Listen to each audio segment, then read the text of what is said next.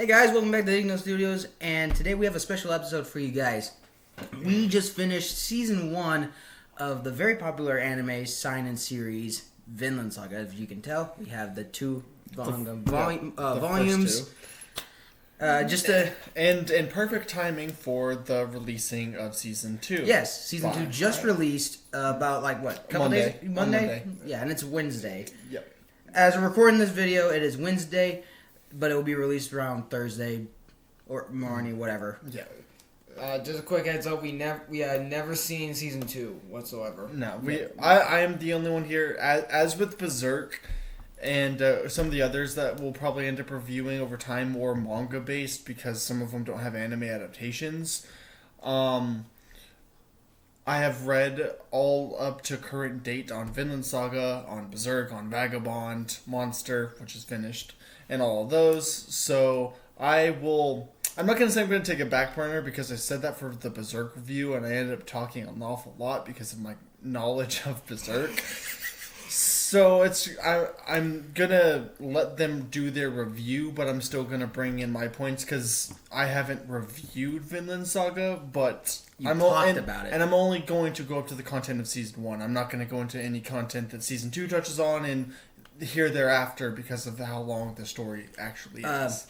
We will review season 2 as it releases. It's releasing episodically on Netflix every Monday. Yeah. Let us know in the comments if you'd want us to review the episodes or you would like us to review the whole season when it's done. Mm-hmm. Just gonna let you know it's gonna be out. The whole season's gonna be released by about June. Yeah. So it's gonna take a second. It's gonna be fun. But if you want us to do episodes, let us know and we'll do it. Yeah. So without further ado, let's begin. It's gonna be you and me pretty much for like half the time. And I'm gonna bring in my points. So how the anime does with the manga, from what I've heard, they take certain events and they just kind of flip them timeline wise to make sense coherent, to make the story coherent for the anime itself, because certain things can't be adapted 1-to-1 for anime and manga. Because there's certain charm within manga that you can only replicate in the manga format, so you have to, kind of like book adaptations to movies, although some of those aren't that good. You have to edit it in the correct way of it being on a movie as with an anime. You can't adapt it 1-to-1. You have to make changes for the sake of anime spectacle. So yeah, there's a bit of changes, but not so much so from what I've heard. No, there's no changes. It's just flipping stuff around in the content to make everything more coherent for anime watchers. Which is fine. Yeah, which is fine. What really gravitated us, Trevor and I, to this story is that it's a very historical type. It's based on true events, based on certain characters and certain historical figures. We'll get into it a little bit more, but what really gravitated was it takes place during the, I forget what the war's called, but it's the Saxon War with the Danes. It's the Danes against the current English. The current leadership of England around the 10s. And that really gravitated towards me, at least, because I'm a big fan of historical epics. I love, for example, Vikings in general, I'm very much a fan of, not the show Vikings, but the idea from history itself. Been meaning to want to start Vikings, but I don't know. So That's good. That's good. So anyway, that's what really gravitated me towards this. There's, like I said, there is a bit of historical figures, obviously changed for the sake of the story. Kind of like Vagabond. Like the manga series Vagabond with Miyamoto Musashi. There is Ragnar Lothbrok in this story, though he's obviously different. Prince Canute, Prince Harold, King Sweyn, the Thorkel. a Viking warrior named Thorkel. Thorkel the Tall. Yeah, Thorkel the Tall. Thorfinn, an Icelandic explorer based on the explorer. The main character of the franchise of the series is Thorfinn. This guy here. Thorfinn. And this is Prince Canute here, and this is Ragnar. So obviously it's going to be a little change. If you're a big history buff, you might get offended, I guess. Well, I don't there's know. a lot of historical accuracies to it in general. That's why a lot of people do like it. It just, the biggest changes to it aren't story beats from actual history. It's the beats of the characters and giving them development. Kind of like with Vagabond's Miyamoto Musashi. They don't change the story of Miyamoto Musashi.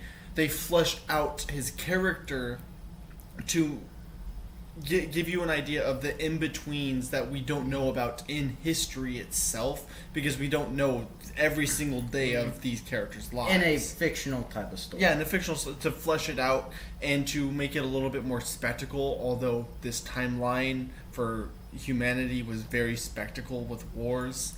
But overall, like, there's a lot of that went into this anime. It was produced by Wit Studio, who First season.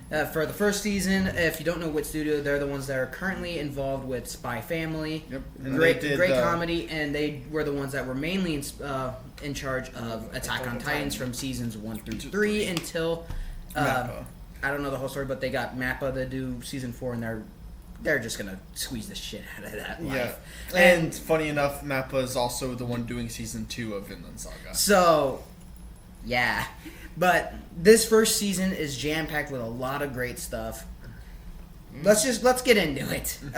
Production-wise, we did this in 3 different languages. We were originally watching this on the streaming service High Dive, where it had the original dubbing. The original dubbing with a few good voice actor names, Jason Douglas, David Wald, some other stuff. And they did accents and stuff in it. And they, instead of Thorfinn, they said like Thorfinn. Which is the actual correct pronunciation. It's Well, not Thor, it's pretty- Thor. Which we appreciated because It's how you pronounce the names.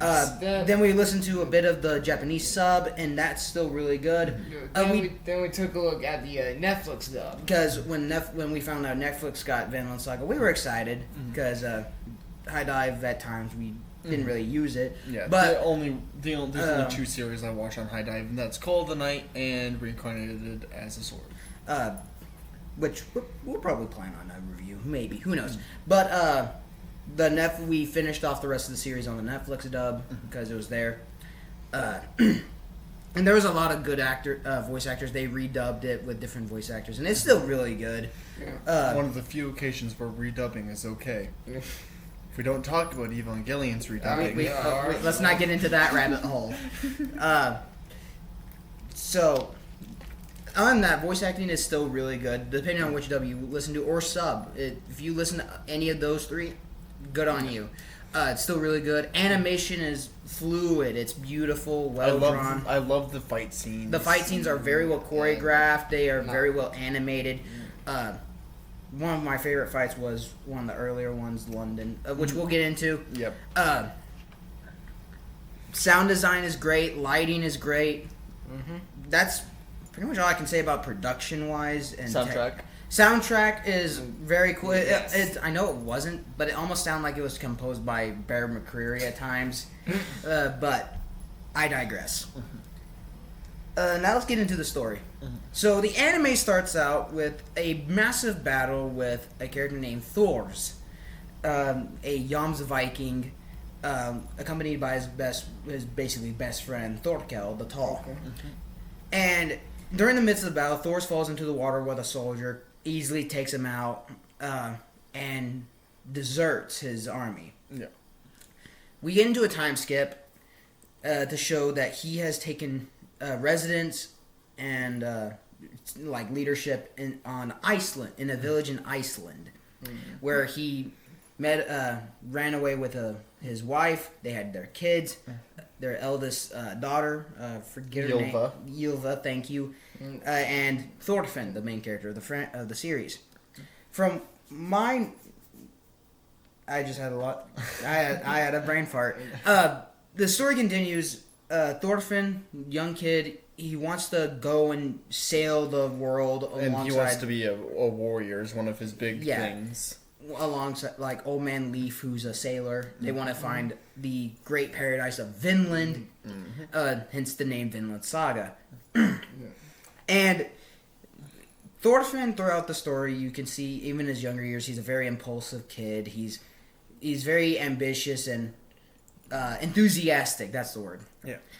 You can see that, especially when he plays with the other kids. Yeah. And he actually injures one of them pretty badly in a play war scenario. Because they have, wooden swords, wooden shields, kid stuff back then. Won't get into all the details. It's revealed that after, say, episode 1 or so, that we get met with Floki, a Jarl commander of the King of Denmark, Sweyn, who finds Thors, who was presumed dead for 10 or so years. Yeah, about 10 years, because that's about close to the age of... No, it's more than that, because they had their daughter, and then she's... Yeah. So maybe 20 years or so. No, it's actually about 15, I think, because she isn't that old. Okay. She's in her teens. Okay. So 15 years later, they find Thor's in Iceland, and they say, hey, come join us back to fight the war against the English, I believe, yeah? Yeah, it's English. Yeah. Saxon English era. Because they're Danes, yeah. Thor says, nope, I can't. I refuse to. I conscientiously object or something. I would not be a part of this. I wish to just live as my humble self. And they Floki and his men leave, and they're a little salty about it. Well, they don't leave. If you remember correctly, they threatened the village. Oh yeah. They threaten the village. Yeah, Floki threatens the village with all of his men that are there, and basically tells Thors that what if something were to accidentally happen to your village, and stuff like that. So Thors has to actually join them, and he doesn't leave with them because he still needs to quote unquote decide what he needs to do, although it's not much of a decision because he'd rather protect his family and his village than, not fight again. You're our fact checker. Thank you. In other words, Floki's men did not take it well. In a way, yeah. Well, they didn't leave with poison in their mouths. They left being like, we finally got him back. But aside from that, Thor's Leaf plans to go on a little exposition because he's a sailor. He doesn't stay in one place too long. And it's to get Thors to the area to meet up with the other Floki's men. Thor goes with them, tells Thorfinn don't... before that, Thorfinn finds a case with Thor's old fighting equipment when he was a Jarl, a Jomsviking. And he wants to join because he, again, wants to explore and he wants to be a warrior. Finds a nice little dagger. And Man-at-Arms has not built it yet. Sadly. But... Still need to build the Dragon Slayer. That 400-pound sword. That 400-pound heap of raw iron. Right. Anyway. And Thorfinn finds the dagger, says he wants to be a warrior. Thor finds him and basically gives him the following advice that, no, don't be a warrior. Warriors are not good people. And basically he tells Thorfinn this whole thing like, a true warrior is one who does not need a weapon. And Thorfinn obviously doesn't like that because he's a kid. He doesn't understand what a true warrior is. And he rebukes his father, And then we get to the part where they're about to board the ship. They sail out off of Iceland to go to their destination. It's revealed that Thorfinn snuck aboard. He stowed away, Luffy style. And he doesn't rebuke his son or reprimand him too much. He's like, why'd you come? Mm-hmm. Come on, you had one job. And they're already too far off that they can't turn around. Yeah, so Thorfinn's and I'm not gonna say unwittingly, but he's just the stowaway at this point. Yeah. Mm-hmm. We get more into it, and they get to a canyon, cavern or whatever. Well, before that, what we see actually is Floki talking with a man. by the name of Askeladd. And we'll get more into Askeladd as a character later on, because he becomes a major part in the story later on. Phenomenal done, But antagonistical force, quote unquote. All right. so basically, Floki says to Askeladd, "I want you to kill Thors." Because of Thor's betraying them. So he's like, we actually wanted him to think he was coming to join us, but we actually want to kill him. Talk about Uno reverse cards. Mm-hmm. There's a lot of Uno reverse card moments in this series. Especially with Askeladd. Which we'll get into. But after that, we get to this massive canyon thing on sea. It's revealed that it's an ambush setting by Askeladd and his men. They have archers on the ridges, like high above. Swords, spears. The swords and spears are mainly with Askeladd. They catch up to Thor's. Thor's knows it's a trap. And he tries to reverse, but they're already... But they... what the people on top do, they gathered a whole bunch of miscellaneous items, chairs, logs and stuff that they put... released into the ocean to make sure they couldn't back up, because coming from the front was Askeladd and his men.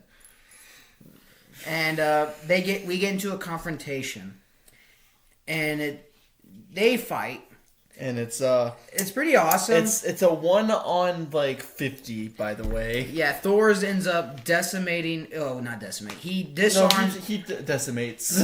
Well, he doesn't kill them, but he basically one hand. He has sword in hand, but he doesn't use the sword, and he basically knocks them all unconscious in a way. And he didn't draw the sword until Askeladd. Yeah. So he used his bare hands in martial arts. And beat all of their asses. Even Askeladd's right-hand man, Bjorn, who is also hyped up on shrooms. On Berserker shrooms. Yeah. Bjorn is, I believe, the Nordic name for a bear. Yeah. And I believe, if I'm not mistaken, he's an actual figure in history as a known berserker. Mm-hmm.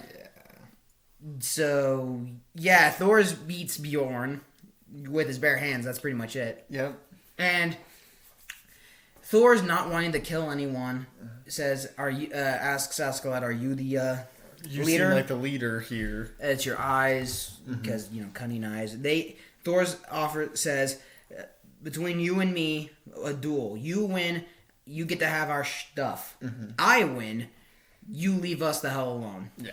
It's like gentleman, like warrior duel. Askeladd agrees, and they get into a really cool fight. Yeah. Very well choreographed. Thor's ends up winning, but not by striking down Askeladd because he doesn't want to kill anyone. Mm-hmm. He aims at Askeladd's sword and destroys it, because they both of their swords gets weakened throughout the fight because of blows to it, making the sword dull, damaged, worn. Thor's reputation as a warrior is he's known as the Troll of Yam. Mm-hmm. Probably one of the best warriors in the battlefield. Yeah, because you can't get into the Yam's Vikings. Yeah, you can't get into the Yam's Vikings as just a normal person. You have to... It's like the elites of the Vikings, and he was still better than all of them. He was just a normal Jarl, and he rose through the ranks very well. Mm-hmm. And so he breaks Askeladd's sword, but also breaking his own, because he wanted to break the sword. Mm-hmm. And Askeladd basically said, like, okay. And then Bjorn wakes up and grabs Thorfinn, because he sees that Thorfinn is a slight weak point, quote unquote, and he captures him, and Thor gets very angry at that, and is like, you release him right now, type of thing. So as we continue on, Trevor, tell us what happens next.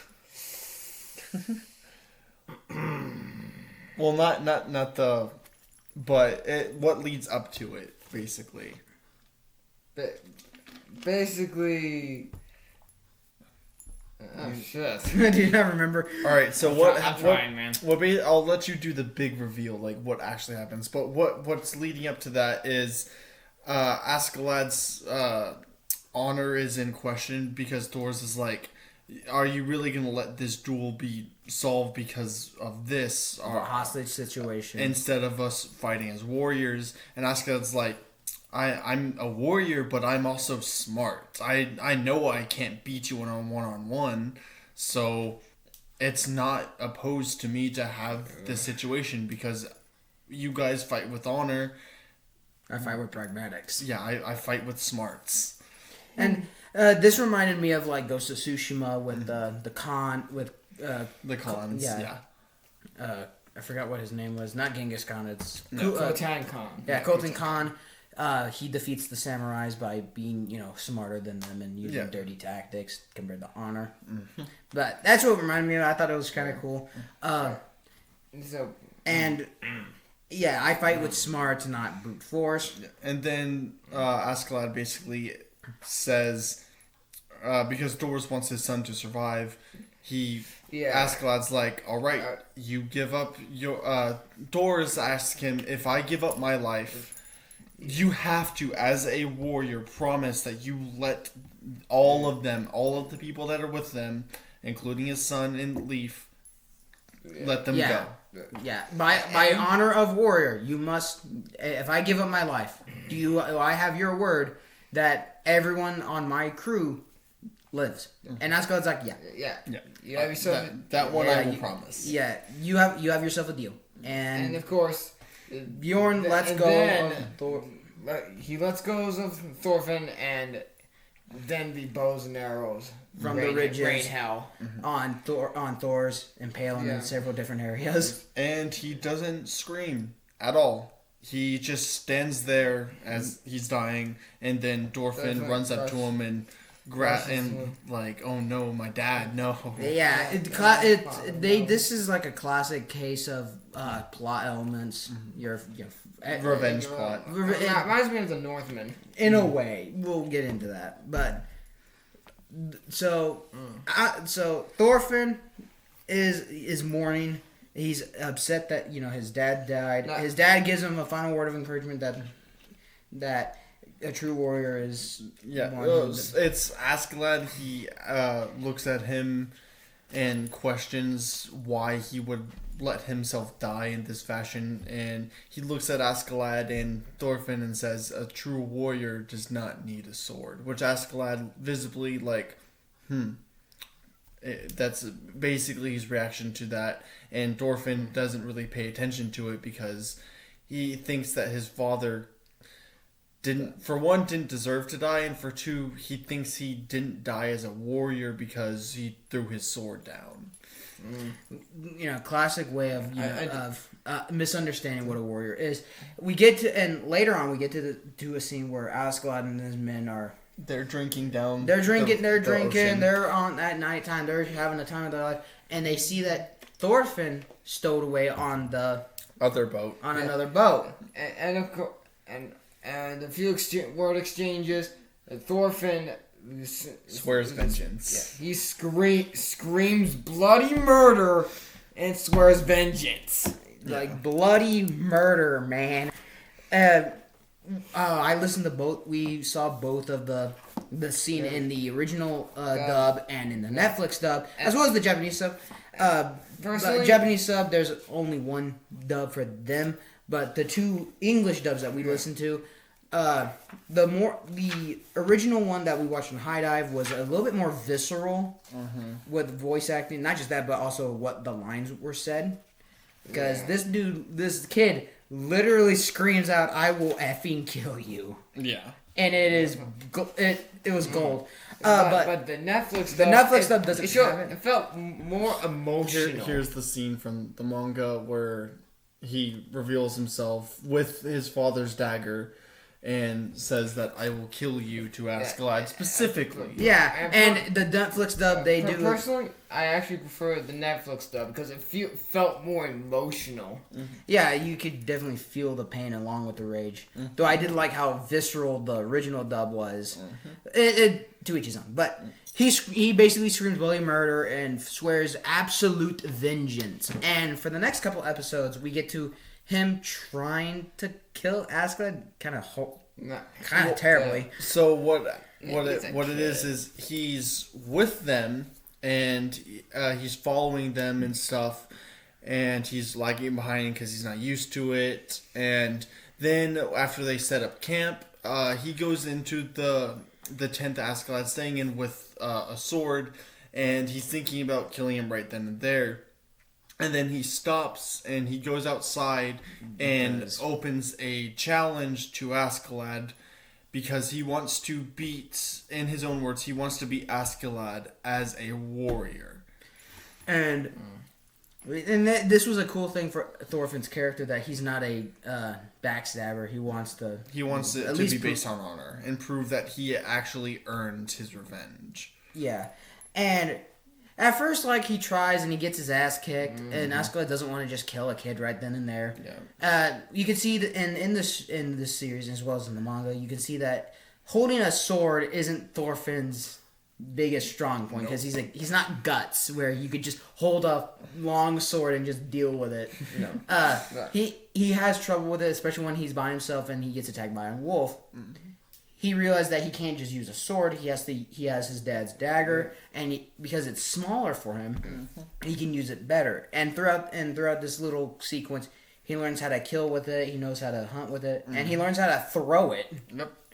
And which is cool. Like, it's a neat way of how to train yourself. It reminded me of Prey, the Hulu movie Prey, Predator, where she learned how to throw her tomahawk with a rope on it.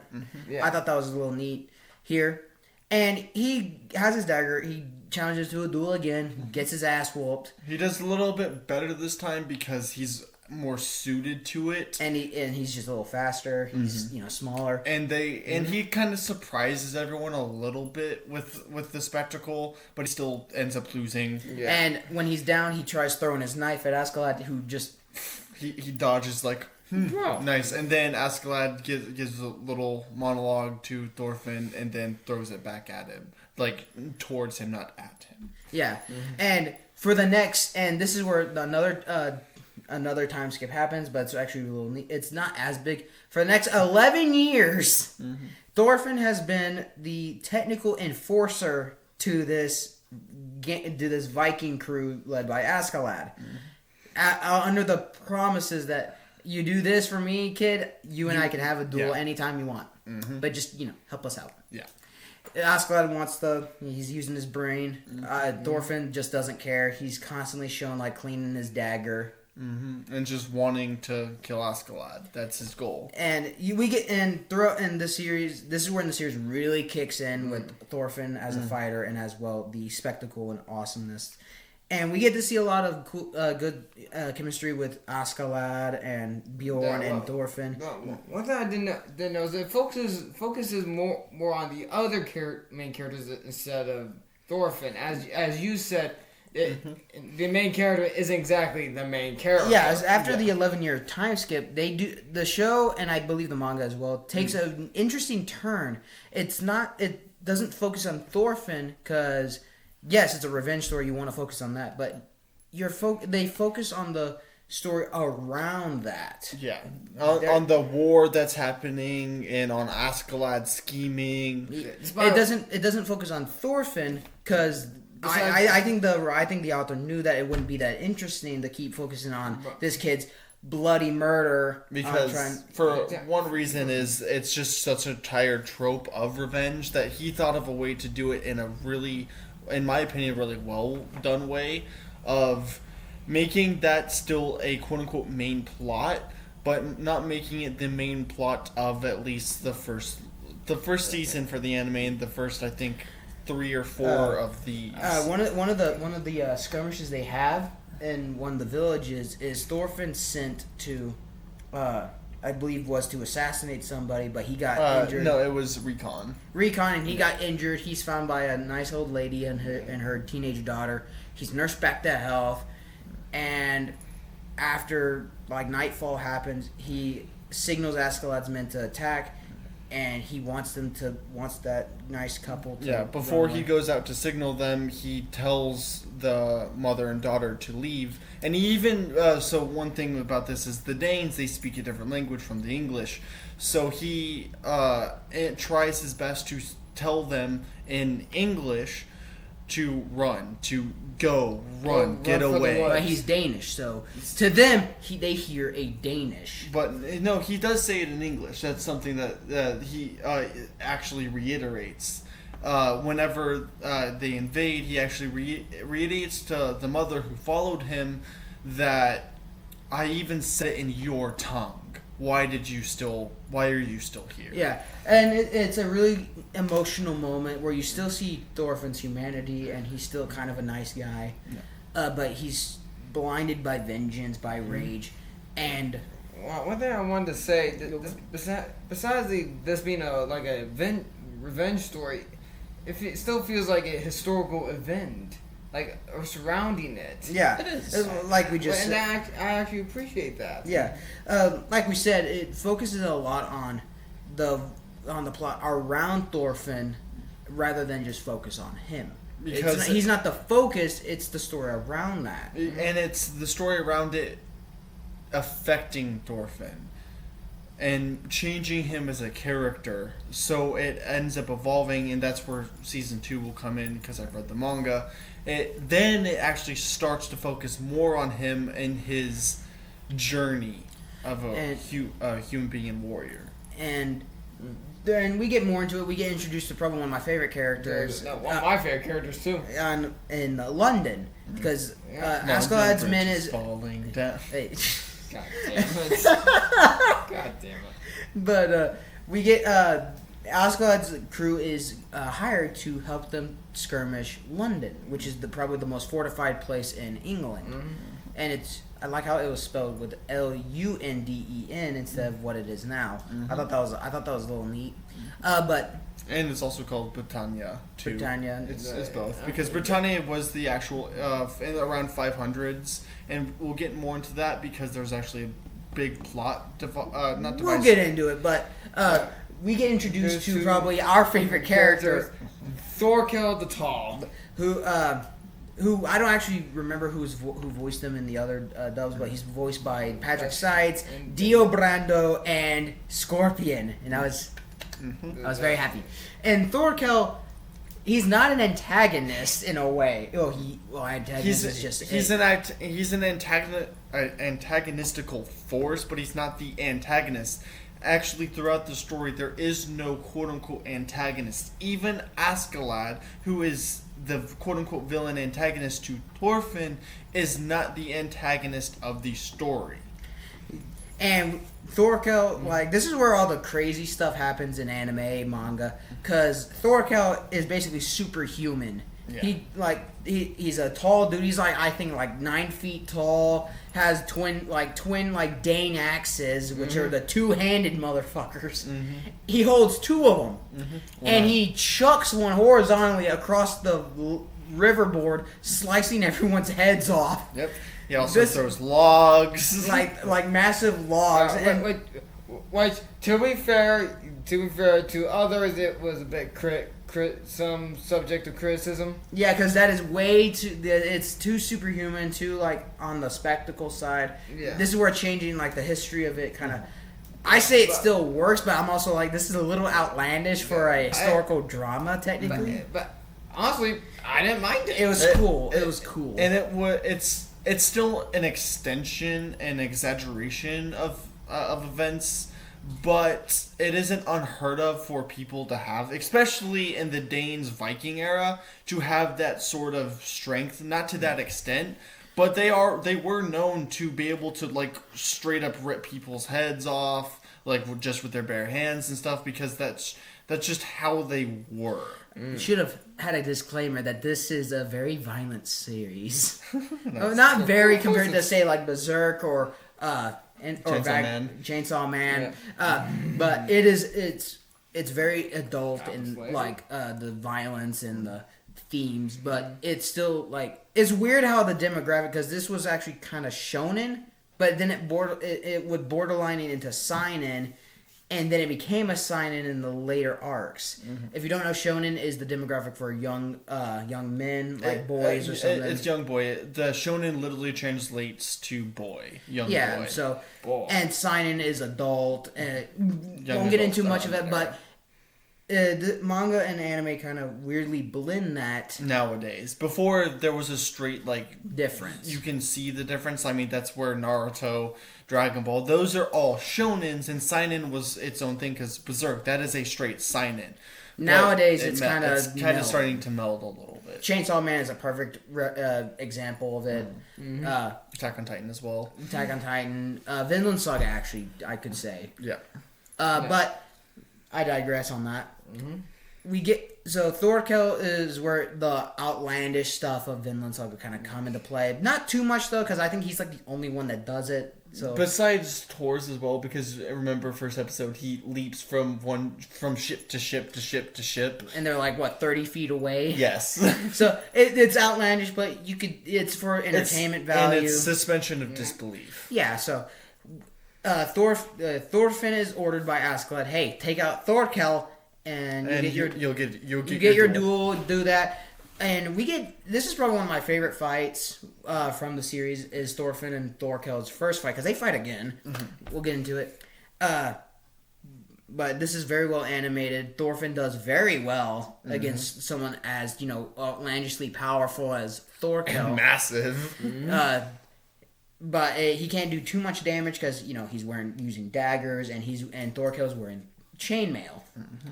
And Thorkel has a insane amount of pain tolerance. Yeah. One point, and the fight continues.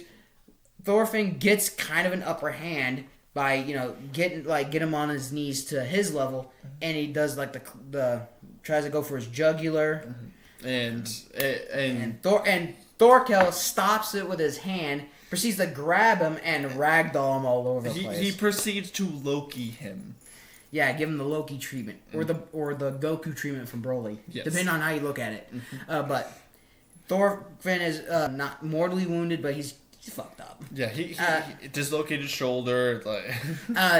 But Thorfinn doesn't want to give up. He tells him I'm the son of Thor's, something like that. Before that, he actually he's dangling, but. It's not a plot for him. It's not something he made up in his mind. He did get, surprised and stuff, but he comes up with, if I act dead in this moment, I might have a chance. So after he's being held up and Thorkel's oh, was that really it? That's all you had? He tightens his grip around his dagger and then slices his two fingers, his pinky and his ring finger off. And it's the same hand that he stabbed. Yeah, that he got stabbed.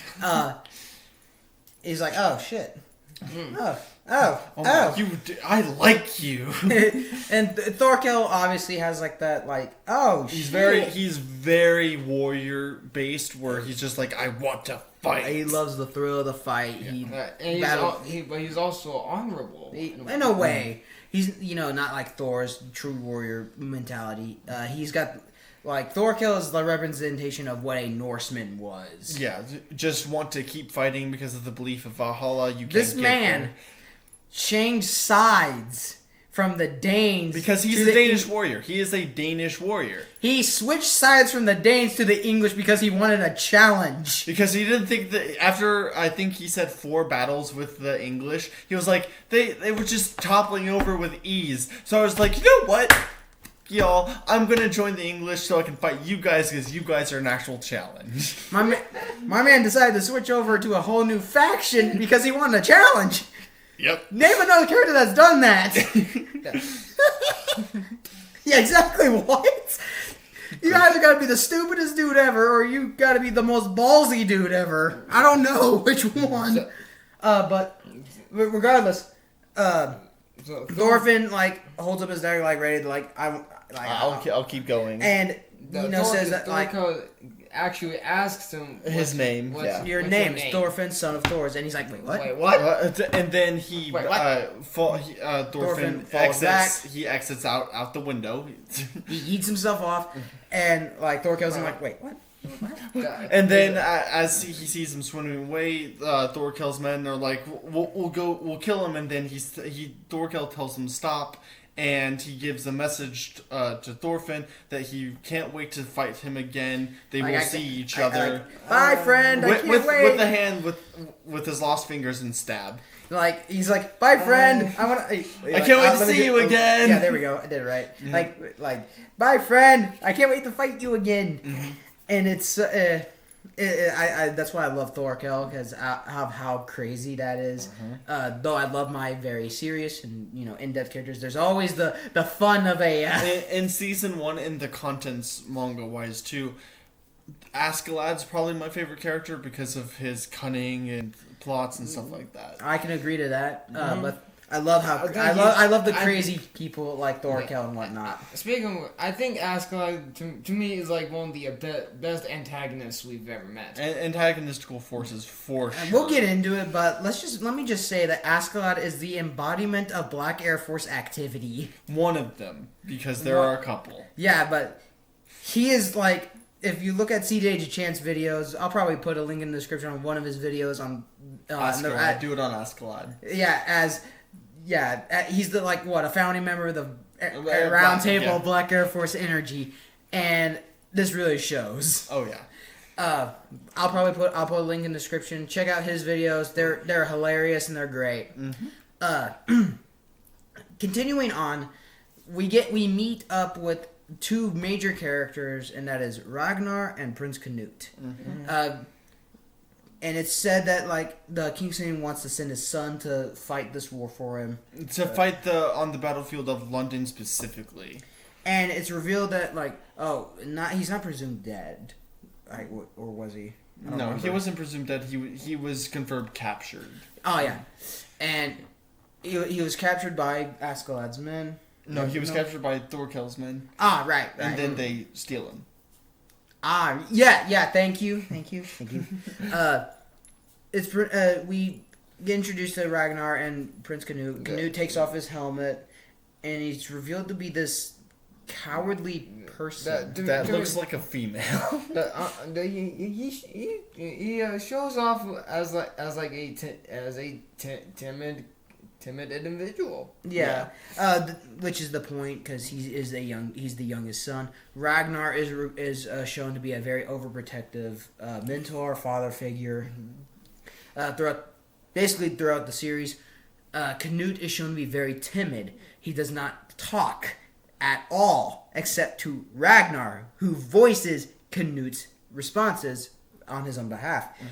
It is not until Thorfinn starts insulting him. Insulting him. Oh, he's assaulting him with words. Yes. Thorfinn starts basically roasting this man, and then Canute finally blows up and starts you disrespectful. Yeah, you disrespectful little shit. And then Ragnar, everyone's like, oh my god, he actually spoke. Even Askeladd's he really actually spoke. What the? And of course, we're also introduced to the Christian priest. Okay. Another side character who drinks a whole barrel of wine. It's wine the whole time, and that dude just chugs that thing. He holds it and he cradles it. It's funny as hell. But I actually did like his inclusion. He serves as a neat little moral compass in a way about love specifically, about what true love is. Yeah. Canute and Ragnar said that it's this whole thing about the war, swaying, yada yada. It's revealed throughout the story they're pursued by Thorkel's men. His 500 men that wiped out, I think it was around 3,000. Yeah, and they're being chased constantly. Askeladd is being uncharacteristically supportive of Prince Canute and coming up with plans to take him places and whatnot. And you're probably trying to think why is Askeladd doing this? Wouldn't this be smarter to do this? It's revealed that by Ragnar, and we get through another village skirmish where they take food, kill the inhabitants, including a young girl that stole. No, she didn't die. Yes, she still. Yeah. Save for the young girl who stole a ring, and it's a whole question about karma, religion, Christianity, and karma and whatnot. And it's just a cool little thing. Askeladd and Ragnar get into a lot. They get heated a lot because they have two different ideologies. Ragnar's very overprotective, wanting Canute safety. Askeladd wants Canute to grow as a person. Like you can't just keep holding your hand the whole time, man. That's bad parenting. Yeah, bad parenting, bad mentorship. When you coddle him, and Askeladd takes it to the extreme and says, "All right, hold on. We're gonna get Ragnar to meet with me in the forest." They jump him, and Ragnar is mortally wounded to the point that he's dying. In his last dying breath, he tells Askeladd that the king wants to kill his youngest son. That is fucked up. But also, just that's what the times were. And Askeladd's like, man, you could have told me that earlier. Then I didn't have to kill you. Bruh. But he tells Ragnar that I will look after him. Because Askeladd is revealed throughout that he is a... that's after. Give me I'm trying to... My brain's going like a mile a minute. Fine. And we get more into it. Canute's very distraught that his father figure mentor is dead, and Askeladd says we'll take them to Wales. Yes. Well, so you're mixing up a little bit. That's actually Ragnar's death is after they're in Wales. Ah, right. Thank you. Askeladd before Ragnar's death. Askeladd takes his crew and them through Wales to get passage, and it's revealed that Askeladd is half Danish. He's not, and he despises the Danes, and he's actually half Welsh. And he is actually a direct descendant to Artorius, whatever. But he is, for this story, he is the reference for King Arthur. Because historical accuracy, King Arthur is around the 500s era. He was the one who led England, Britannia to fight against the Saxons to defend his land from the Saxon invasion. And he did it successfully and ward them off, and he is obviously known throughout history to be, quote-unquote, one of the greatest kings of all time. And he's in legend, he's in Avalon, tending to his battle wounds. Waiting for his day to come back with his army to take Britannia back. And it's revealed that, throughout that, then it's Ragnar's death because he keeps coddling the poor prince. And we get more into it. Askeladd's men are showing to be very, they're having second thoughts. The tensions are at an all-time high with the crew. Because they don't understand what Askeladd's doing. Like, this isn't like him. Why is he doing this?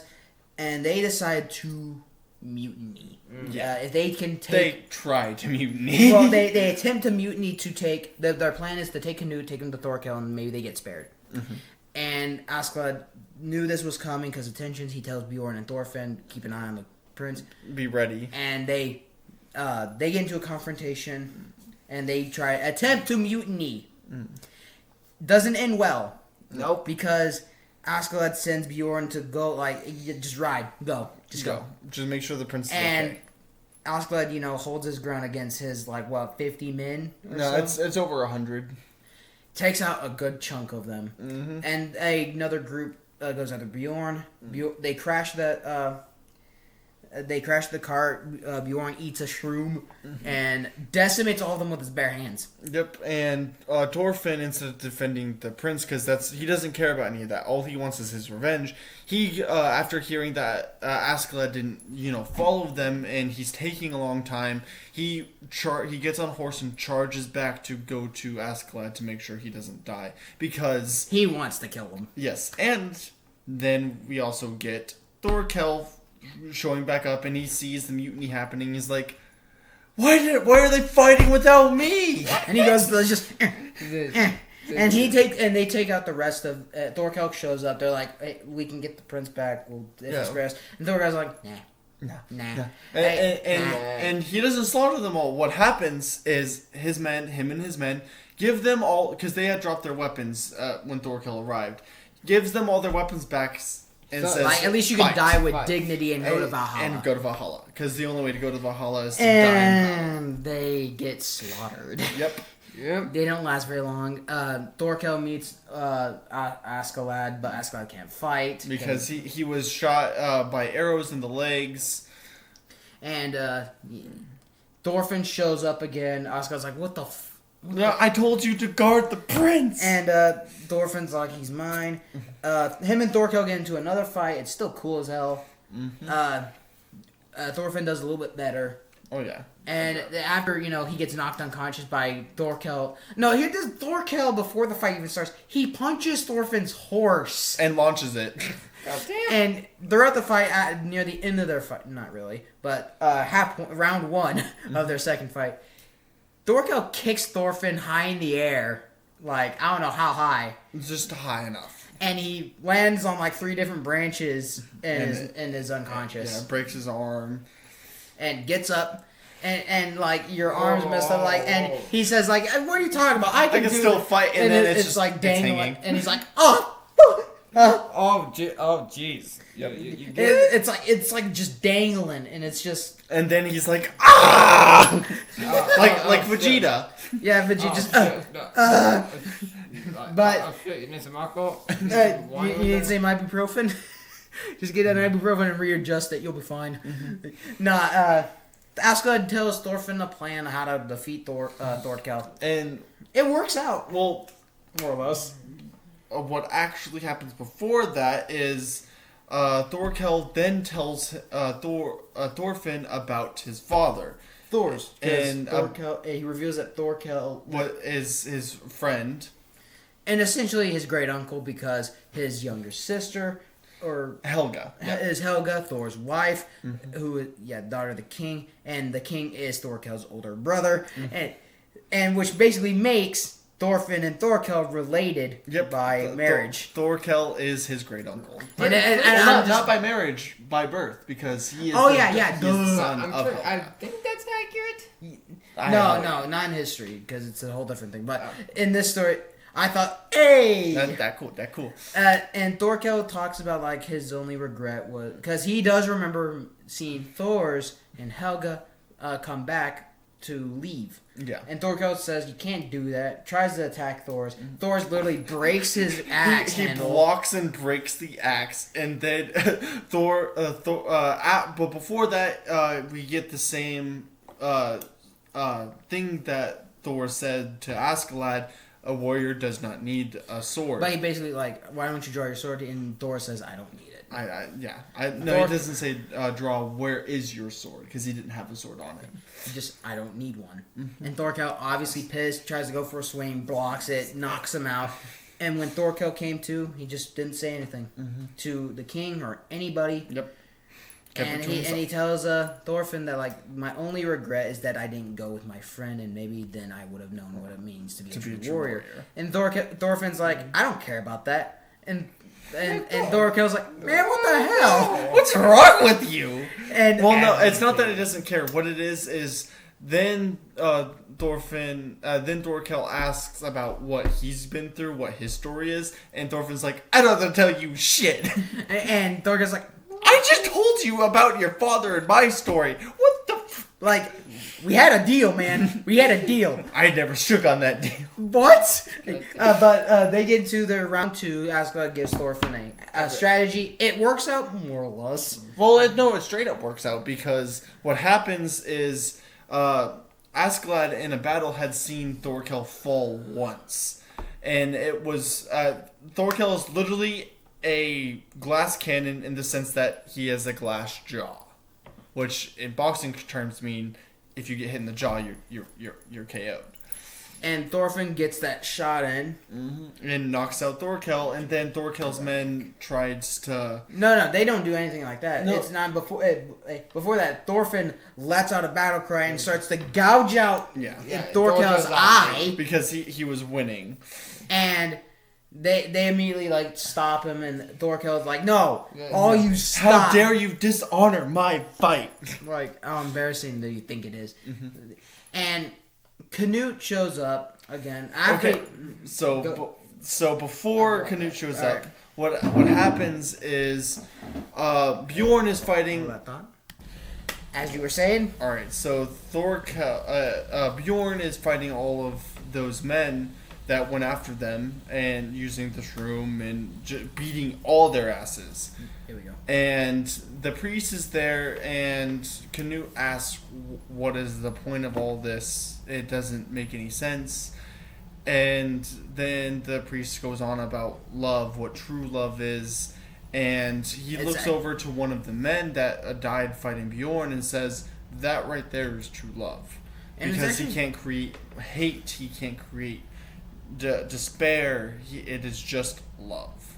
And he's at peace. He can't feel any pain. It's very philosophical in the sense that technically, yes, that is kind of what true love is, where death is a sense of true love. Look at Death of the Endless in the comics and in other materials. Technically, that is true love because it's nothing but peace. Yeah. And yeah, you could make an argument for that, though Canute kind of doesn't agree at times. It doesn't fully agree, I should say. So this is where we get his character shift, because Ragnar had died. He didn't know what to do. People are fighting over him, and so he finally has a little bit of a break, and he's like, and he gets a little in his mind. He gets his last moment with Ragnar, and Ragnar says that I've loved you, and the priest tells Canute that he didn't love you because he was willing to let villages die for you and stuff like that. And then Canute's like... He says it was discrimination. Yeah, it was discrimination, not love. And Canute then rejects, quote-unquote, rejects Christianity in saying that if God closed us off from the paradise because of sin, then I'm done. I will help build... Even if it's not in this generation, I will help build a paradise on Earth. Yeah, basically says like, well, if we're cut out from like Eden paradise, I'll make it. Yeah, I'll make it on Earth. Yeah, I think it's a cool. Yeah, it's a really satisfying character development. It's a neat little character shift, and it's a nice way to implement the argument against Christianity without disrespecting it. Yeah, without destroying it and what other medias have done. Yeah. Yeah. So. And he gets a drastic change in character. Oh yeah, when he comes back to see Thorkel and the rest. Well, before that, really solidify his shift is Bjorn. He wins the fight and still hopped up on the shroom. He goes after Canute, and Canute stands his ground. And for somewhat in reality, whenever you stand your ground against a bear, lion, or any of them. Usually, not all the time, and from my knowledge, they will back down because you are showing no fear. You are showing, I am bigger, I am stronger.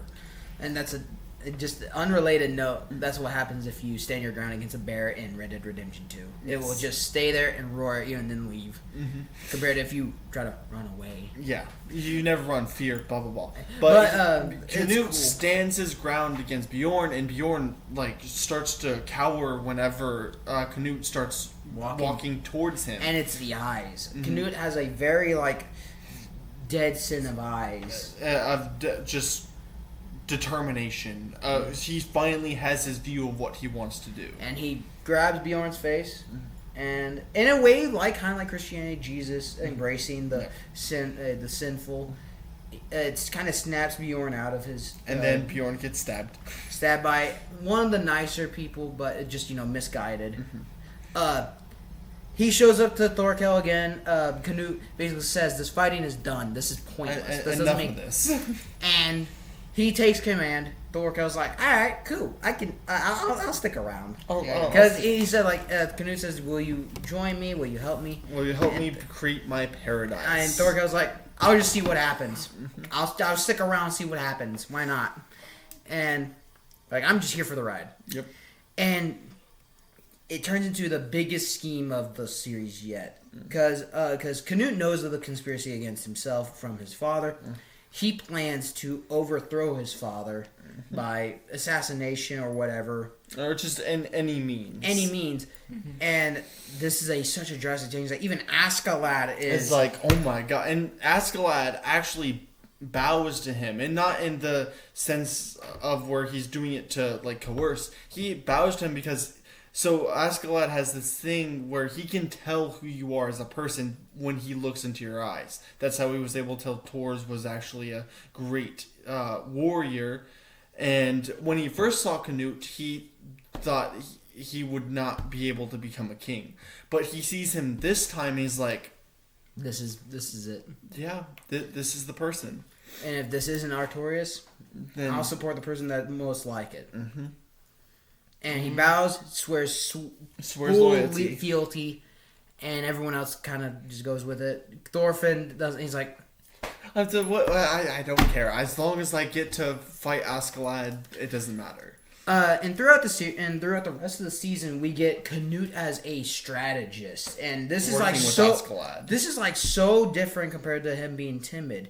This drastic change in mentality opened up like a chess master here, but he's still very kind, pure-hearted in a way that he doesn't want. He's just been given a sense of clarity. Yeah, his eyes have been opened because it isn't really like a drastic change of, oh, he was very timid and he didn't really know anything, to, oh my god, he's a strategist now. It solidified that he probably did have these tendencies and he had that mind for it, but he never had the confidence to actually act upon those because of his experience with his parents and just the slaughter within families, because no one really cared for him family-wise besides Ragnar.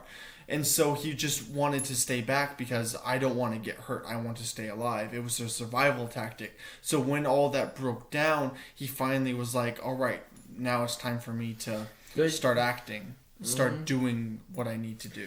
And he appoints Askeladd as his chief advisor, Thorfinn as his chief guard, even though Thorfinn doesn't really give a shit. Thorfinn's just like, I do not bow to you. I will only fight Askeladd. And Canute's like, okay. All right, well, you're still going to be with me because Askeladd's with me. Yeah, so. I don't see the point in your argument, man. And we get and we get more into it's more of like a Political scheming. like more scheming against the king, and we get more into the king's mindset as well. Throughout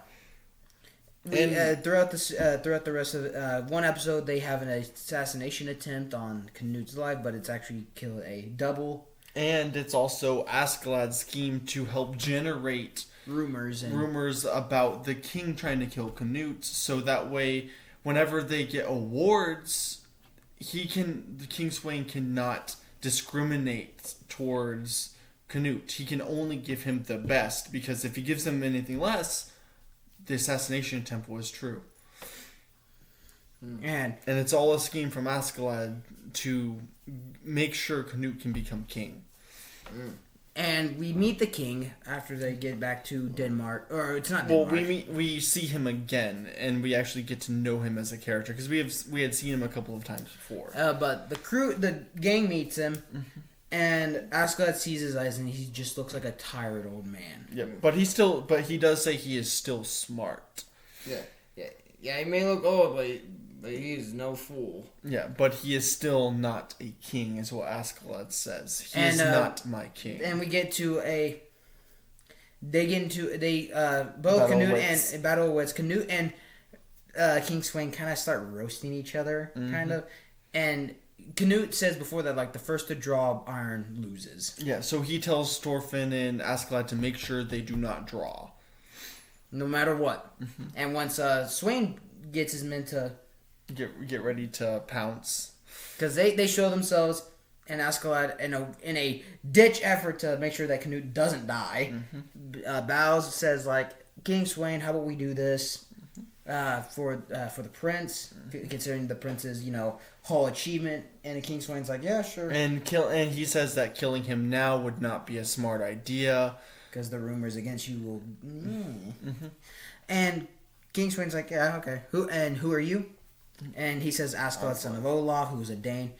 And Olaf, and Swain knows who Olaf was. Says like, I guess you were the son of a slave, and that just triggers Askeladd as a person because he loved his mother dearly, and his mother is the connection to the line of him being Welsh and being the descendant of Arthur. And basically, everyone loves their mother, depending on who the mother is. Who knows?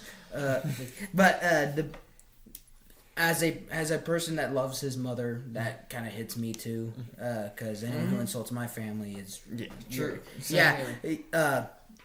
But that triggers Askeladd, and you see it in his eyes and his demeanor, his aura, to the point that Thorfinn's like, what the? What? No, before the assassination attempt, we get Thorfinn encounters. Well, it's after the assassination attempt. attempt. Shit. Never mind. Because remember, Leif. Leif is there, and he's watching. He sees Askeladd, and he's like, "Oh my God, that's Askeladd. That's the one that killed Dors." And then Prince Canute gets hit. And then Thorfinn goes after the assassin. The assassin kills him, and that's when Leif sees him. Yeah. And they get a tearful reunion. Not Thorfinn though. Not Thorfinn. But Leif, it was a reunion that I've been waiting for because it's been 11 years, and we see these two old friends come back, and Leif is just distraught at how Thorfinn turned out as a person, nothing but filled with rage and hate. And like Thorfinn even says, like, I don't care. Like, it's not a waste as long as he eats shits and sleeps. Yep. Until I kill him. Mm-hmm. Like, it's not a waste. In reality, it is a waste because he's only having his life based upon one thing, in which you should never do. Mm. But Leif kind of like says that I'll do what I can to keep bringing you back. Mm-hmm. The more it kind of goes into, we get a Askeladd, Thorkel, and Canute doing their thing. Thorfinn, no, wait, I'm mixing it up. There, okay, I remember now. It's revealed that Bjorn is not going to live much longer because he was stabbed in the gut and can't do much for guts wound back then. Yeah, the guts wounds was basically a death sentence. Yeah, a death sentence that wasn't like instant death, like a head or heart type of stuff. It was like, being like a small cut from a rock back in the 1850s maybe. Well, not that much, but yeah. But essentially, like a small cut is like a death sentence in these times. Mm-hmm. And Bjorn and Askeladd make a deal like, I'll see you in the morning or so. Mm-hmm. And Bjorn wants to get taken out as a warrior. And so Thorfinn issues another challenge to Askeladd because he's like, I need to kill you. And even with his broken arm, he actually he casts it up and has his knife in the cast, ready to just jab away. But Askeladd has Canute be the referee, basically. Mm-hmm. But he says, this has to wait, though. I have another appointment. And it's Bjorn, slowly making his way, helmet, sword in hand. And they get into a standoff. We finally see Bjorn's inner monologue saying that he hates, that did you always hate me? Did you always hate all of us? Because that's what you claim. Because he wanted to be Askeladd's friend. And when they get to it's only one strike, Askeladd wins, and he said, and Askeladd's like, I was aiming for your heart, I'll end it. And Bjorn asks him I wanted to be your friend. Mm-hmm. Askeladd gives him closure, says, you were the only friend I ever had with the Danes. And then kills him quickly to make sure he could go to the Valhalla. Send me off. Then Thorfinn is ready to go at it. And we get a really cool shot of Askeladd standing, and a reminiscence of the Ultra Instinct pose from Dragon Ball Super, where his back is flexed. I mean, you don't see it, but that's what you can assume. It's very broad and powerful, and an aura is reminiscing off of him because of him having to have just killed his quote-unquote only friend. And he's like, I'll play your game, Thorfinn. Mm-hmm. Throws his sword to the side. And gets into a fighting stance to beat him with his hands. And something that's solidified throughout the series is Thorfinn almost wins, quote unquote, some of his fights with Askeladd whenever he's actually using Yeah, his before head. this duel, the duel they had last time, Thorfinn was doing very well because when he's calm and centered, he's a very deadly opponent. But when you set him off, because Thorfinn has a very bad temper, Askeladd capitalizes on it, and every time he makes Thorfinn mad, Thorfinn slips up. Yeah, because he starts fighting sporadically like a beast instead of like a warrior. And this is really bad when he has a broken arm. All he can think about is this. And Askeladd beats him with his hands. Very brutally. And he gives his backstory Yeah. to everyone. To Canute, Thorkel, and Thorfinn specifically. And he gives his backstory that he was the son of a slave who he loved very dearly. His father he met. Who he hated. And his mom went mad one time and mistook Olaf for Artorias. And he tries to strike her down, but Askeladd never had wielded a sword before in his life, and he grabbed it and he started swinging like he was a master at it, which shows that he's very talented. And it's in his blood. And he earns respect from his father, who asks him, "Are you my son?" And he says you will be in the manor from now on. He gets along with his half brothers, his half siblings, and his father, until one day he kills him in his sleep with another slave. Yep, and kills the slave too by slitting her throat. Yeah, and it's just he says I believe that because his mother told the story of Artorias, King Arthur in a way, basically, and to the point that Askeladd believes it. Yeah, she told the story of Artorias so many times that he ended up starting to believe it, and it's really cool. And we get to the ending of the season with the king giving awards out to efforts to the throne and the conquest. Gives Canute Mercia, which is a massive landscape and very wealthy landscape too. And tells it says Askeladd, come forth. And gives well, before that it's revealed that what they're going to do is they want to march upon Ireland, but before that, which Askeladd was very expecting. And everything to Askeladd, he had manipulated every chess piece on the board, and he's like, yes, everything's going just the way I wanted. But and then Swain comes out of left field with saying that we'll be invading Wales. Yeah. First. Yeah. Because of a somewhat because he had gone to them 2 other times with the convoy to say, hey, we'll try to agree upon something, just join us. And they denied him both times.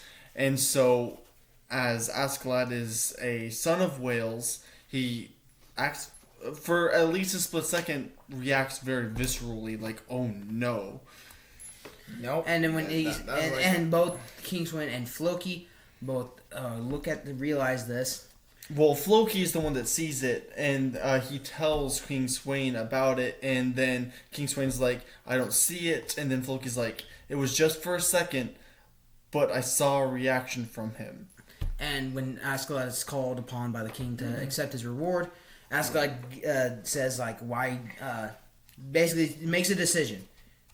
He could save Wales or Canute. Well, no, that's after. Well, basically he's I'm sorry, Prince Canute, I gotta do something to save my people. He tells King Swain, why would you do this? Because of the landscape of Wales, and yes, they're proud, but they could be convinced otherwise. Yeah. King Swain's you think I could just humble myself a third time? And then Askeladd's yes, it shows that you are willing to, and you're benevolent, and benevolent. And King Swain's this is what I'm looking for. This is what I'm looking for. But all warriors should be like you. But he whispers in his ear saying, "You think I give a shit?" Basically saying you could save Canute or you could save Wells.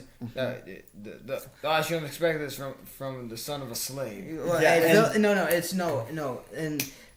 And Canute or Wales, and he says I don't care about Wales. It's just pretty terrible, and plus, it's just a home of filthy slaves. And this triggers Askeladd, and he just draws his sword at him. Well, first he knocks his hand, because his hand's on his shoulder. He knocks his hand away and starts spouting off, Yeah, you shouldn't have that crown. The beneath that gold is just an ugly mug type of situation. Yeah, and everyone's like, Whoa, hold up, whoa! You're saying this to the king, and everyone's like, posting up, and then he draws his sword. Like, you sure you want to do this? Yeah, I am. Be careful, boys. I am within range of the king. And he's right. Oh, very right. And then he says, but the funny thing about all this, you are not the real king because I. He reveals his real name, which I actually forgot. It is Lucius Artorius Costus. Yes. And as the great descendant to Artorius, the great king. And meaning I am the rightful ruler of Britannia. Damn. And I will take back my kingdom. Damn. And he beheads the king. In front of everybody. And proceeds to decimate the king's guard. Yeah. But before we continue with this, something that happened a little bit before is after Thorfinn got beat, he is wandering aimlessly, and he gets put into prison, jail for a time being, and then Leif comes back and basically tells him that you can keep going on this road, and I see why you want to do this, and I couldn't possibly understand the 11 years you went through, but I still see some of that little kid that wanted to go find Vinland. Of course. And that would be our father's dream, and we get a great shot of light breaching in, it's showing like Thorfinn this is a good choice to make. And he actually starts to make that choice by going to I actually like the light and shadow. Yeah. With it. And Thorfinn's like reaching for the light because he's been in the dark, being all this filled with just rage, anger, this black heartedness, and then we get to this like Thorfinn's with Leif and they're on the boat ready to sail off. They said like we'll stay here and wait for the others. Thorfinn sees a bird kind of fly off. It's like a little symbolic thing. Like, and then he's like, I still need to go to Askeladd, and so he runs there, and then he sees Askeladd fighting all the people. And all the guards and stuff. He's like, Askeladd, what are you doing? That I'm supposed to kill you. And he goes to try and go in, and he gets trapped behind people, and Askeladd is just smoking everyone. He's slaughtering everybody. And Thorkell's like, he's gone mad. I hate seeing people go mad in Canute. Because throughout the speech with Swain, a monologue with Swain between Askeladd and him, he looks over to Canute and like nods and stuff like that. Like, I'm sorry, this is what I have to do. Just follow my lead. And Askeladd's fighting, and when Thorkell says all that, Canute's like, no, he's putting on that facade because he's trying to save both me and Wales. He's like taking the blame. Finds Floki. Well, gets into a fight with Floki and like starts like getting ready to kill him. And Canute has to keep the facade of the loyal son, and that's why he orders like everyone get him. And Canute asks Thorkell to you'll be the one to kill Askeladd. And Thorkell he sits down and is like, the owner of the mad dog should be the one to put him down. Which I joked and made throwback to Ned Stark's line. The one who gives the sentence should swing the sword. Yep. And Thorfinn shows up, like, Askeladd's, like, in the zone, and then Thorfinn yells out bloody murder, and Askeladd's like, bro, what the fuck? He says, Thorfinn, no, you shouldn't be here. And then he tells him to stay back, and then Canute stabs him. In the heart. And Askeladd pulls it back. He's like, this is your first kill. Nice. Good job. You did a good job. Yeah. Like, he holds no ill will, and that's the cool thing about that is... But it's because it was, in his mind, that was the plan. That's the plan he came up with on the spot, by the way. That's how good of a strategist he was. But then Thorfinn shows up. And he tries, and he says, like, I'm the one that's supposed to kill you. And instead of insulting this kid, he gives him, like, last words of wisdom. Yeah. He asked Thorfinn, what do you have plans for your life? Especially years down the line when I'm dust. what are your plans down the lot? Down And the chain? Thorfinn's like, oh. And and Askeladd's like, yeah, I see. Even you haven't thought that far. Because all he thought about Was revenge. Yeah. And then Canute is going up to Thorfinn like, I'm sorry. I know, I don't expect you to forgive me. And then Thorfinn swings at him and cuts his cheek, and Thorkel pins him like saying, "No, you need to stop this." And then the other guards go to try and kill him, and Canute says, "Stop." Because he doesn't hate Thorfinn. Because that was like his main consort, Mm-hmm. and just no, don't kill him. I shall deal with his punishment. It is my punishment. And then he says that I have taken away something grand from him, and like this is just payment for for what I took from him. And as Thorfinn's being pulled away, he loses grip on his dagger, and we get a cool little section. It's one of my favorite shots from the anime, where when he drops his sword, it flashes throughout everything that he's been throughout that time, and it bounces white, and then we get credit, and credits roll. Mm-hmm. That's the end of season 1. It was it was a very wild ride. Again, we are going to still do season 2. Please let us know if you want us to wait. Episodic? Do you want us to do it episodically, or do you want us to wait until the full season is out? Because we will do either. Personally, I would like if we do it like as a whole season. Mm-hmm. Whole season, but we'll see what happens. We'll see what happens. So Grayson's already seen this anime like I don't know how many times. Well, yeah, I've already seen season 1 a lot. I Askeladd I love, especially because one of my biggest fan favorite things is for history. My favorite histories are U.S. military history, and then my favorite world history is King Arthur. This does a really good job at using the legends and in a respectful way, but also like keeping the fiction and to what it is. This has a lot of great set pieces, great action set pieces. It's not action heavy. No, it's very dialogue heavy. And story driven. Yeah, it's very story driven, dialogue heavy. And that could be a bit of a turn off at times for a lot of people that like action, especially in this type of time period. Yeah. Because I know a lot of people want to see, Vikings take each other out. It's actually one of the criticisms a lot of people also give Vagabond, because Vagabond has some amazing fights. But they are not few and far in between, but they are pretty spaced out, because the whole point, just like with this, is not to focus on the spectacle fights. It is to use them as story beats to drive the plot forward. Of course. And this does a really good job as a story, and the cool thing is that the main character is not the main character throughout season 1. It's the story around that. And I thought that was very well done. Because he is still the main character. He is the central character that you are kind of focused upon with his plot line and his revenge. But it's actually the other people around him that are driving the plot forward, because they actually have ambitions beyond just Thorfinn's revenge. Yeah. Because that's not enough for a story like this to drive forward. The world is too huge for that kind of story. We have not, and Vinland is said to be this big utopia, this big paradise, and when we see it in the anime or in the manga as the visual representation of what they say, it's very beautiful. Fields, plains, very beautiful skies. So I guess it's time for the final consensus. So, final verdict? Go ahead, give me your consensus. Honestly, highballing it. A straight 10 out of 10. It was very well paced. There are so many there are few far between actions, but they were very enjoyable to watch. It was well done, well written, and the characters are very enjoyable.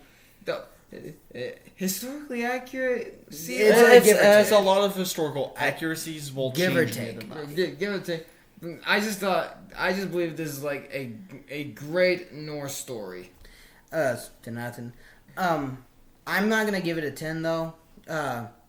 Pacing at times I'm not gonna say it felt bad, but it's not completely perfect. It's one of those things where I can say nothing but good things about it, but it's just not that to the 10. Yeah, to the 10. And I'm looking at the back of this so far, and there's a consensus from Anime News Network. saying with its rich visual details, emotional pull, and strong characters, this historical epic is an instant winner. I have to say the exact same, but it is not a. I'm not gonna say it's a 10. 10s are pure masterpieces, and I do think this is a masterpiece to a lot of people, and in its own way.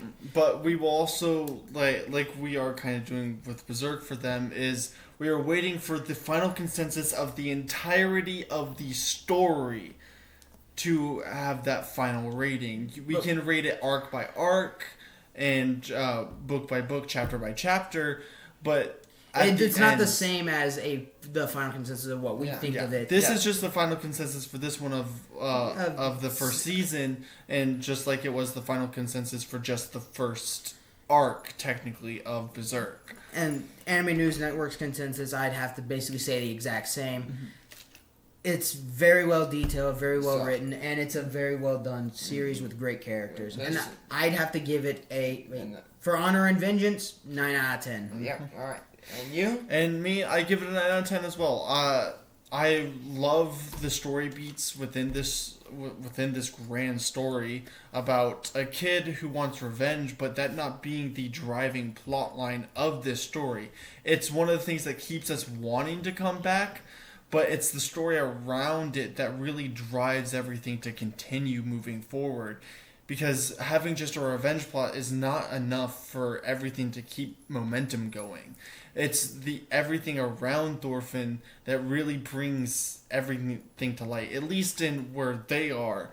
In the manga, it changes where it becomes mainly about Thorfinn and after that point. His struggle. And his journey to become a better person, warrior. So I've always stated to these two. There is a somewhat difference between a main character and a central character. Oh yeah, no, that's something I've always said to them as well. Is that you have your. It's kind of like in Reincarnated of the Sword. There is the main character who is the sword who got reincarnated, and then you've got your central character or POV character within Fran, who is the person who wields the sword in the story. That is kind of what is within here. Yeah. Our main character is Thorfinn, but our quote-unquote central character really does feel like it's Askeladd throughout this story. Throughout season 1 at least, until his death. Yeah, and now it's going to be... Or vice versa. And then it's going to be Thorfinn overall. About his journey. So, for Honor and Vengeance... 10, 9, 9. Mm-hmm. Again, guys, let us know in the comments if you want to see episodic of season 2, or do you want us to wait and review it as a whole. Please let us know, and we will review more stuff manga wise. If you have any suggestions, let us know. If we can get our hands on it, maybe. And we have other plans as well. What do you have plans for? I have after I collect all the volumes, I'm planning on doing Cassandra Cain's 2000 Batgirl run, because I love that story, and I think Cassandra Cain is very underrated in the not just Bat family, but in DC as a whole. And also one more point for this is that entire first season, by the way, was just the prologue to the story. Yeah. So that's a very good way to do a prologue. Reminds me of Golden Age. What are your plans? I don't have any plans overall. But again, thanks so much, guys, for joining us on our Vinland Saga review. I hope you guys enjoyed. Leave a like if you want to see more of this. Subscribe if you actually do want to see more of us being dumbasses and reviewing stuff like this. Yep. And let us know in the comments what you thought of Vinland Saga, and just if you just want to talk to us, please let us know. And I want to say that I think this for the season that came out 2019, it was the most underrated in my opinion, because it was overshadowed by, for one, Demon Slayer and a couple of the others that are like that. And story-wise, this is way above a good chunk of what came out in 2019. So, is this worth watching? Yes. Yes, definitely. Go watch it. It's on Netflix. If you have Netflix, if you have iDive, if you have anything, go watch it. Go watch it. It's amazing. It's underrated. And season 2 is just launched. And if you don't want to just watch it, pick it up, read it. I will plan on reading this myself, but for the most part, it's worth it. So we thank you guys so much for watching. We hope to catch you in the next one. Peace. See ya. Bye.